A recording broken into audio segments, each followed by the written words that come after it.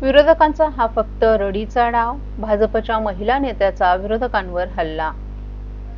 जनतेनं विरोधकांना नाकारलं आणि आता ते फक्त रडीचा डाव रचतायत, अशा शब्दात भाजप नेते आणि आमदार चित्रा वाघ यांनी राहुल गांधींवर आणि विरोधकांवर जोरदार प्रहार केलाय।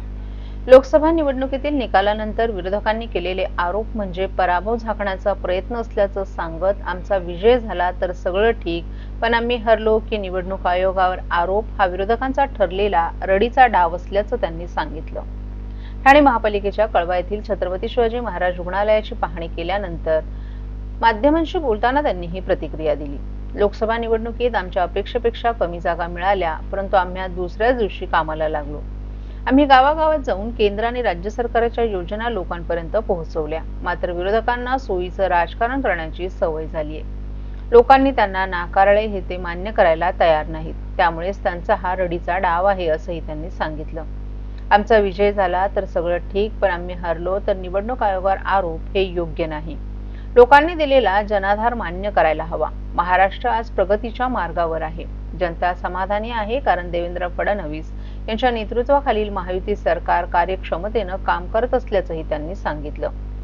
राष्ट्रवादी काँग्रेस कार्यालयात झालेल्या लावणी कार्यक्रमावर झालेल्या वादाबाबत चित्रा वाघ यांनी प्रतिक्रिया दिली। सुप्रिया सुळे विसरले असतील, परंतु जुन्या राष्ट्रवादीच्या कार्यालयात यापूर्वीही असे लावणी कार्यक्रम झाले आहेत। त्यावेळी शरद पवार हे स्वतः उपस्थित होते। आपण त्या कार्यक्रमाचे साक्षीदार आहोत, त्यामुळे आता झालेला कार्यक्रम काही नवीन नाही। अनेक कार्यकर्तेही त्यावेळी उपस्थित होते असं सांगत त्यांनी अजित पवार यांच्या राष्ट्रवादी पक्षाची पाठराखण केली। सांगतेय की याच्यामध्ये सरकार फार जोरात काम करतंय। देवेंद्रजींच्या नेतृत्वामध्ये आपले शिंदे साहेब, अजित दादा अतिशय जोरात काम करतायत। तुम्हाला सगळ्यांना माहिती आहे शिंदे साहेबांचं आरोग्य विभागाकडे किती लक्ष आहे हे तुम्हाला सगळ्यांना माहिती आहे। मला इथे आवर्जून सांगायचं आहे की राज्याचे आरोग्य मंत्री आंबेडकरजी अतिशय उत्तम काम त्या ठिकाणी राज्यामध्ये करतायत। मी तुम्हाला हे सांगते की 100% सगळं ऑलवेल असेल असं नाही आहे, पण त्या ठिकाणी चांगल्यात चांगलं काम करण्याचा प्रयत्न हा सरकारच्या माध्यमातून केला जातो। आज माझं इथे येण्याचं कारणच हे, कारण देवेंद्रजींकडे महिलांच्या विषयीचा असा एखादा प्रश्न गेला किंवा स्वास्थ्य असेल, शिक्षा असेल, सुरक्षा असेल, या सगळ्या गोष्टींवरती सरकारकडे पहिली प्रायोरिटी आहे। आणि मग असं काय झालं ठाणे शहरामध्ये की इतक्या बातम्या यायला लागल्या आणि इतकी असुविधा आहे, तर तसं नाही आहे। हे लोकांपर्यंत जायला पाहिजे। जी खरी परिस्थिती आहे ती लोकांपर्यंत जायला पाहिजे आणि त्याच्यासाठी ती बघण्यासाठी मी आज या ठिकाणी आले। आणि मला वाटतं जो डेटा माझ्याकडे आहे तो तुमच्याकडे डॉक्टर पोहोचवतील, ते तुम्हाला सांगतील रजिस्टर्ड किती, अनरजिस्टर्ड किती, त्याचा डेटा आपल्याकडे येईल। वॉर्डमध्ये आपण जाऊ, तिथे आपण बघू, जर 50ची कॅपॅसिटी आहे आणि 80-85 जर महिला त्या ठिकाणी आल्या तर हॉस्पिटलने पण काय करायचं हा मोठा प्रश्न आहे। परंतु 1 वर्षामध्ये तोही प्रश्न सुटणार आहे। 120 कोटीचं अनुदान झालेलं आहे, 60 कोटी आलेले आहेत, बाकीचे येणार आहेत। 1 वर्षामध्ये 840 बेड होणार आहेत, पीएनसीचे 50 ते 100 होणार आहेत। त्याच्यामुळे हळूहळू या सुविधा ज्या आपल्या सगळ्यांच्या डोक्यात आहेत, अपेक्षित आहेत आपल्याला की असं असायला पाहिजे, हे व्हायला थोडा वेळ लागेल। लेट जाऊ पण थेट जाऊ। सर्व नागरिकांना आवाहन करण्यात येत आहे की सध्या डासांमार्फत पसरणाऱ्या डेंग्यू या आजाराचा प्रसार रोखण्यासाठी प्रत्येकाने पुढील प्रमाणे कार्यवाही करावी। डेंग्यू आजार एडिस इजिप्ती हा डास चावल्याने होतो। या डासांची पैदास साचलेल्या किंवा साचवलेल्या स्वच्छ पाण्यामध्ये होते। 8 दिवसांपेक्षा जास्त दिवस पाणी उघडे व साचून राहिल्यास त्यात डास अंडी घालतात। अंड्यांच्या अळ्या तयार होऊन पुढे डास तयार होतात। यासाठी आपल्या घरातील पाणी साठे, उदाहरणार्थ बॅरल्स, पिंपे, टाक्या, हौद, रांजणे इत्यादी दर आठवड्याला रिकामे करून घासून पुसून कोरडे करून पुन्हा भरावे। 1 दिवस कोरडा दिवस म्हणून पाळावा। पाणी साठ्यांना घट्ट झाकणे बसवावीत किंवा जुनी साडी, चादर, धोतर यांनी बांधून झाकून ठेवावीत, म्हणजे डास त्यात जाऊन अंडी घालणार नाहीत। घराच्या गच्चीवर, आजूबाजूला, अंगणात कोठेही पाणी साचू देऊ नये। भंगार सामान उघड्यावर टाकू नये, उदाहरणार्थ टायर्स, प्लास्टिक सामान, कुंड्या, टाकाऊ वस्तू इत्यादी। अशा सामानात पावसाचे पाणी साठून त्यात डेंग्यूच्या डासांची पैदास होते। घरातील कूलर्स, फ्रीजच्या पाठीमागील ट्रे हे देखील वेळोवेळी कोरडे करावेत। लक्षात ठेवा, नुसत्या फवारणीने डास घनता कमी होत नाही, तर त्यासाठी डास पैदास ठिकाणे नष्ट करणे ही आपल्या सर्वांची जबाबदारी आहे। कोणताही ताप अंगावर न काढता जवळच्या शासकीय रुग्णालयात मोफत औषधोपचार घ्या.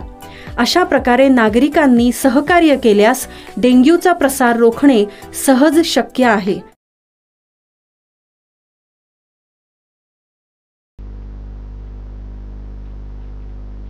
ठाण्यात ठाकरे कुटुंबियांचं स्वप्न साकार, मनसेच्या बॅनरमुळे राजकीय चर्चांना उधाण.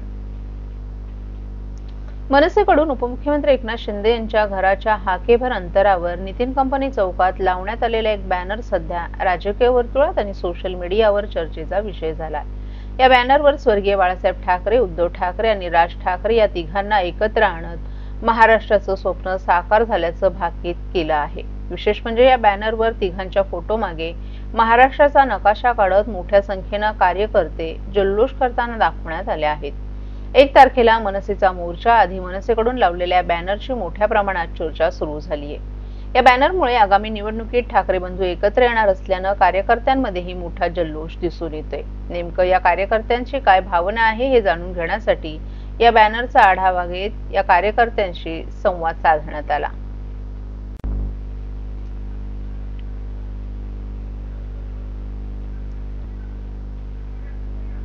राऊत यांनी काँग्रेस राष्ट्रवादीच्या कुबड्या टाकाव्यात, आनंद परांजपे यांचा संतप्त हल्ला.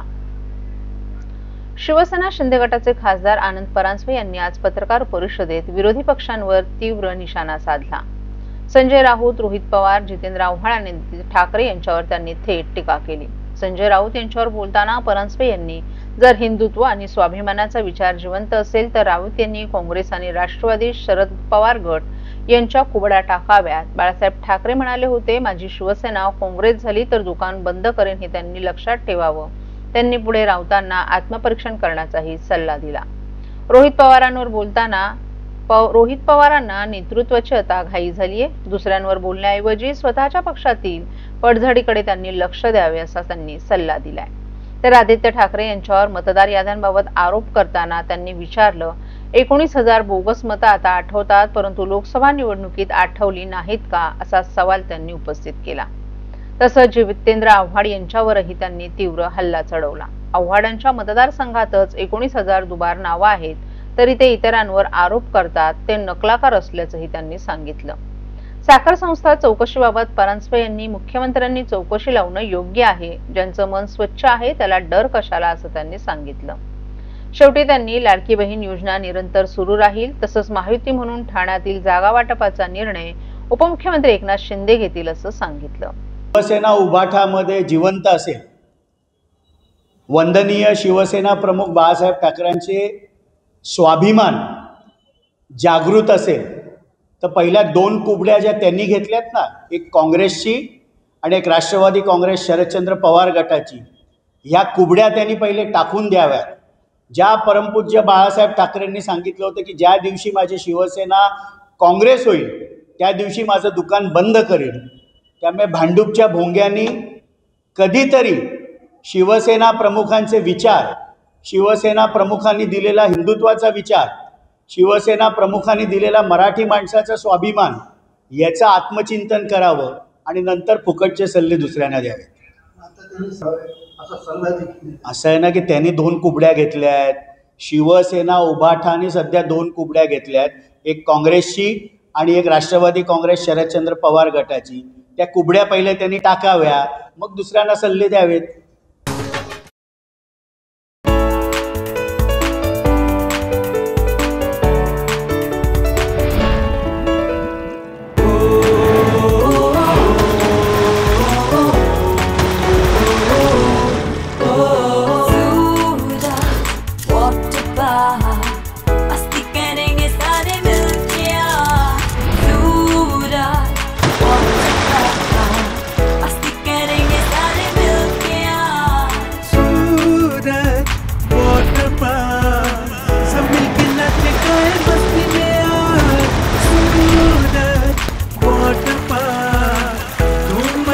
सब मिलके आज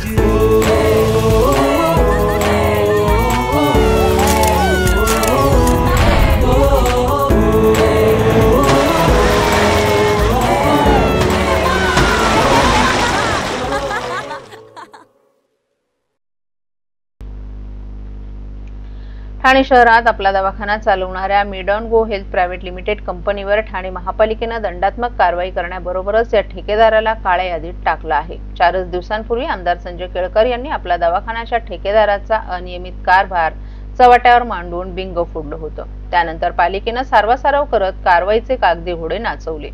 या अनुषंगानं आमदार संजय केळकर यांनी मंगळवारी पुन्हा महापालिका आयुक्त सौरभ राव यांची भेट घेऊन जाब विचारला। त्यावर आयुक्तांनी आपल्या दवाखान्याच्या डॉक्टर परिचारकांचे थकीत वेतन आणि जागा मालकांचे भाडे 2 दिवसात अदा करणार असल्याचं स्पष्ट केल्याचं त्यांनी सांगितलं। ठाणे महापालिका क्षेत्रात 2020 पासून 50 आपला दवाखाना सुरू करण्याचं कंत्राट कर्नाटकच्या मेसर्स मेडॉन गो हेल्थ कंपनीला देण्यात आलं, परंतु संपूर्ण करार कालावधीत या कंपनीनं केवळ 46 दवाखाने सुरू केले। मुदतवाढ देऊनही अन्य आपला दवाखाना सुरू करण्यात कंपनी कुचकामी ठरली।